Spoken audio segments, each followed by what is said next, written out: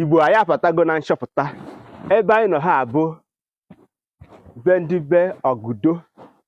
Unu n'anya unu afụ na ngwuru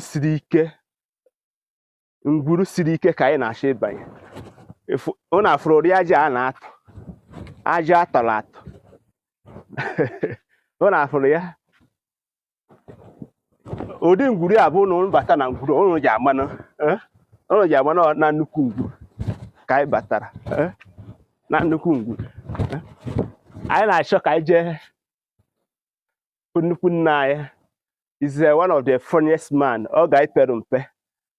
The funniest man ama ama na ala Aguluzigbo beside Ifite village. Okereke okere ahụ kwe na ọ ga na-aga Ọ ga na-aga ngwo. Ọ ga na